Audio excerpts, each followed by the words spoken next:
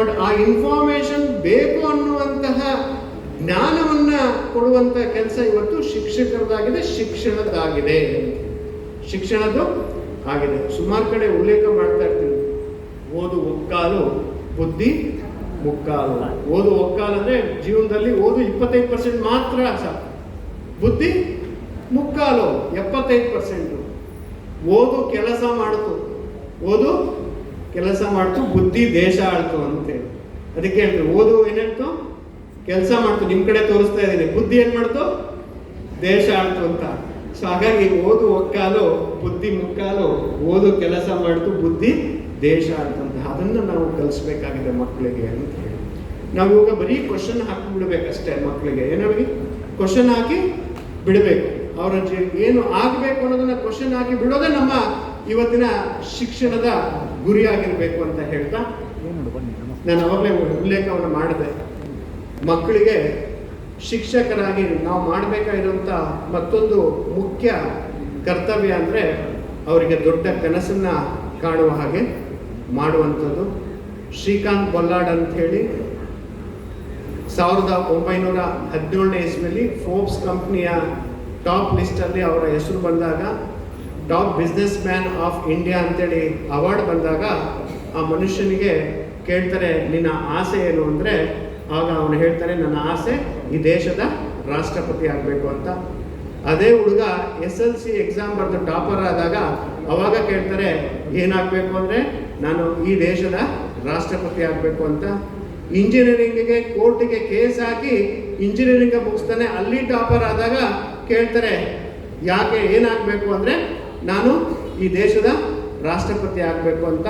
ಅದು ಯಾರು ಅಂತಂದರೆ ಹುಟ್ಟು ಕುರುಡ ಶ್ರೀಕಾಂತ್ ಬೊಲ್ಲಾಡ್ ಅಂತೇಳಿ. ಹುಟ್ಟು ಕುರುಡ, ಅವರಿಗೆ ಆ ಮಟ್ಟಕ್ಕೆ ಬರೋದಕ್ಕೆ ಕಾರಣ ಅಂದರೆ ಅವರ ಗುರುಗಳಾದಂಥ ದೇವಕಿ ಅಂತ ಹೇಳಿ, ಅವರ ಗುರುಗಳಾದಂಥ ದೇವಕಿ ಅಂತ ಹೇಳಿ. ಹಾಗಾಗಿ ಒಬ್ಬ ಶಿಕ್ಷಕ, ಒಬ್ಬ ಶಿಕ್ಷಕಿ ಏನನ್ನ ಮಾಡ್ಬೋದು ಅನ್ನೋದನ್ನ ನಾವು ಇದಕ್ಕೊಂದು ಉದಾಹರಣೆ ಅಂತ ಹೇಳಿ, ನಿಜವಾಗ್ಲೂ ಆ ಶ್ರೀಕಾಂತ್ ಬೊಲ್ಲಾಡ್ ಅಂತ ಮೂವಿ ಇದೆ, ತಾವು ನೋಡಿ ಮಕ್ಕಳಿಗೂ ತೋರಿಸಿ ಅಂತ ಹೇಳ್ತಾ, ದೊಡ್ಡ ಕನಸನ್ನು ಕಾಣುವಂತಹ ಪ್ರವೃತ್ತಿಯನ್ನು ನಾವು ಮಕ್ಕಳಿಗೆ ಬೆಳೆಸಿದ್ರು ಜೊತೆಗೆ ಕೊಡುವಂತಹ ಮನೋಭಾವನೆಯನ್ನು ಕಲಿಸುವಂಥದ್ದು ನಮ್ಮ ಧರ್ಮವಾಗಿದೆ. ಊಟ ಶರೀರಕ್ಕೆ ತೃಪ್ತಿ ಕೊಡುತ್ತೆ, ಪಾಠ ಮೆದುಳಿಗೆ ತೃಪ್ತಿ ಕೊಡುತ್ತೆ, ಆಟ ಮನಸ್ಸಿಗೆ ತೃಪ್ತಿ ಕೊಡುತ್ತೆ, ಆತ್ಮಕ್ಕೆ ತೃಪ್ತಿ ಕೊಡೋದು ಯಾವುದು ಅಂದರೆ ಅದುವೇ ನಿಜವಾದ ನಿಸ್ವಾರ್ಥ ಸೇವೆ. ಸುದ್ದಿಗಾಗಿ ಸೇವೆ ಮಾಡಬೇಡ, ಸೇವೆ ಮಾಡಿ ಸುದ್ದಿ ಆಗಬೇಡ, ಸದ್ದಿಲ್ಲದೆ ಸೇವೆ ಮಾಡುವನ್ನ ಮನೋಭಾವನೆಯನ್ನ ಕಲಿಸ್ಕೊಡೋದು ಕೂಡ ಅದು ನಮ್ಮ ಜವಾಬ್ದಾರಿಯಾಗಿದೆ, ತಂದೆ ತಾಯಿಯ ಜವಾಬ್ದಾರಿ ಹಾಗೂ ಶಿಕ್ಷಕರ ಜವಾಬ್ದಾರಿಯಾಗಿದೆ ಅಂತ ಹೇಳ್ತಾ,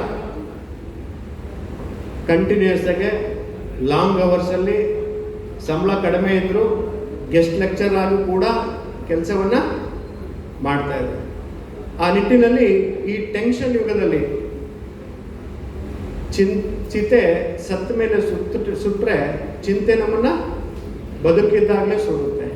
ಈ ಟೆನ್ಷನ್ ಯುಗದಲ್ಲಿ ಇವಿಷ್ಟೆಲ್ಲ ಚಿಂತೆಗಳನ್ನ ತಗೊಂಡು ಕೆಲಸವನ್ನು ಮಾಡಬೇಕಾದ್ರೆ ನಮ್ಮ ಆರೋಗ್ಯದ ಬಗ್ಗೆ ಕಾಳಜಿ ಕಡಿಮೆ ಆಗಿರುತ್ತೆ.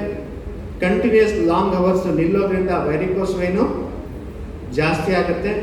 ಕಂಟಿನ್ಯೂಸ್ ಬಗ್ಗಿ ಕೆಲಸವನ್ನು ಮಾಡೋದ್ರಿಂದ ಏನಾಗುತ್ತೆ, ಸ್ಪೈನ್ ಪ್ರಾಬ್ಲಮ್ ಜಾಸ್ತಿ ಬರುತ್ತೆ. ಕಂಟಿನ್ಯೂಸ್ ನಿಲ್ಲೋದ್ರಿಂದ ಆರ್ಥರೈಟಿಸ್ ಆ್ಯಂಡ್ ಜಾಯಿಂಟ್ ಪ್ರಾಬ್ಲಮು ಜಾಸ್ತಿ ಆಗುತ್ತಾ ಇಲ್ವಾ? ಇದೆ, ಖಂಡಿತವಾಗ್ಲೂ ಇದೆ. ಇದು ಜೊತೆಗೆ ಕಂಟಿನ್ಯೂಸ್ ಗಂಟೆಗಟ್ಟಲೆ ಪಾಠವನ್ನು ನಿರಂತರವಾಗಿ ಮಾಡೋದ್ರಿಂದ ವಾಯ್ಸು ಹೋಗುತ್ತೆ, ಕರೆಕ್ಟ್ ಅಲ್ವಾ? ಇವೆಲ್ಲದಕ್ಕಿಂತ ಮೇಲೆ ಇಲ್ಲಿ ಮಕ್ಕಳ ಕಾಟ ನೋಡಿದರೆ ಅಲ್ಲಿ ಪೋಷಕರ ಕಾಟ, ಅಲ್ಲಿದ ಮೇಲೆ DDPA ಕಾಟ, BO ಕಾಟ, ಇವೆಲ್ಲರ ಕಾಟದ ಜೊತೆಗೆ MLA ಮತ್ತು ರಾಜಕಾರಣಿಗಳ ಕಾಟ, ಇವೆಲ್ಲ ಕಾಟದ ಒತ್ತಡದ ಮೇಲೆ ನೀವು ಕೆಲಸ ಮಾಡಬೇಕು.